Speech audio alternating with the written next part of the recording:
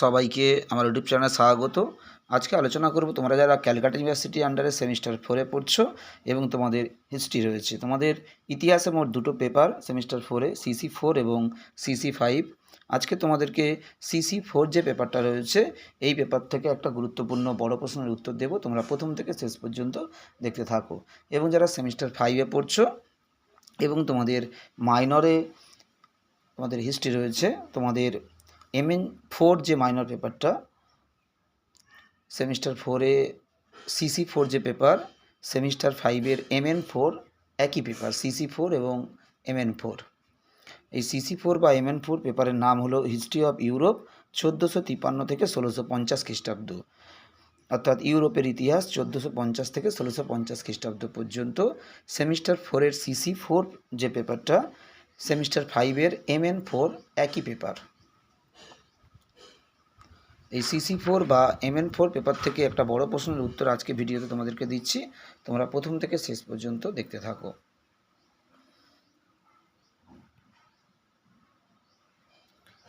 ইতালিতে, বিশেষ করে ফ্লোরেন্সে কেন প্রথম নবজাগরণ শুরু হয়েছিল আলোচনা করো। তোমাদের ইতিহাসে বড় প্রশ্নগুলো সাধারণত 10 কিংবা 20 নম্বরের আসে। এটা তোমাদের 20 নম্বরের মতো করেই উত্তর রেডি করে দেওয়া রয়েছে। বা যদি পরীক্ষায় তোমাদের আসে ইতালিতে প্রথম কেন নবজাগরণ হয়েছিল, একই উত্তর। যদি আসে ইতালির ফ্লোরেন্সে কেন প্রথম নবজাগরণ হয়েছিল, একই উত্তর। 10 নম্বরের এলেও তোমরা লিখতে পারবে এটা, এবং 20 নম্বরের এলেও তোমরা লিখতে পারবে। এটা 20 নম্বরের মতো করে উত্তর করে দেওয়া আছে। তোমরা প্রথম থেকে শেষ পর্যন্ত দেখতে থাকো। তোমাদের সেমিস্টার 4-এর CC4 এবং সেমিস্টার 5-এর MN4 যে পেপারটা তোমাদের রয়েছে হিস্ট্রি অফ ইউরোপ, সেই পেপার থেকেই বড় প্রশ্ন একটা দেওয়া হচ্ছে।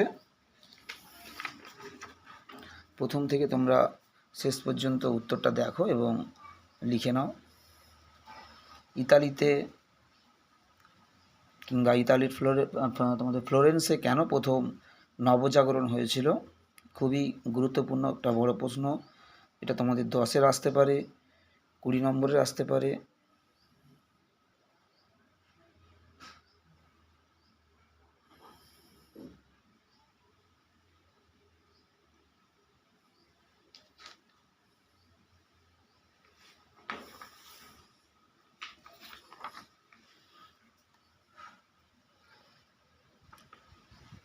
যারা সেমিস্টার 4 কিংবা সেমিস্টার 5-এ পড়ছো,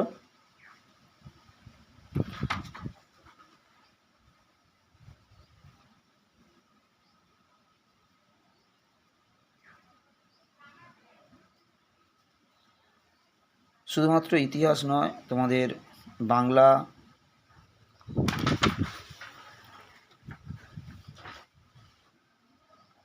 এডুকেশান, পল সায়েন্স, হিস্ট্রি, সমস্ত সিসি পেপার এবং মাইনর পেপারের অ্যান্সার কিন্তু চ্যানেলে কন্টিনিউ আপলোড করা হচ্ছে। তোমরা প্রথম থেকে শেষ পর্যন্ত যারা ভিডিওটা দেখলে অবশ্যই সাবস্ক্রাইব করে দিও, এবং তোমরা কিন্তু প্রত্যেকটা সেমিস্টারের বিভিন্ন পেপারের অ্যান্সার এবং সাজেশান পেতে হলে অবশ্যই তোমরা চ্যানেলটি সাবস্ক্রাইব করে দিও এবং কন্টিনিউ তোমরা ফলো রেখো। সবাইকে নমস্কার।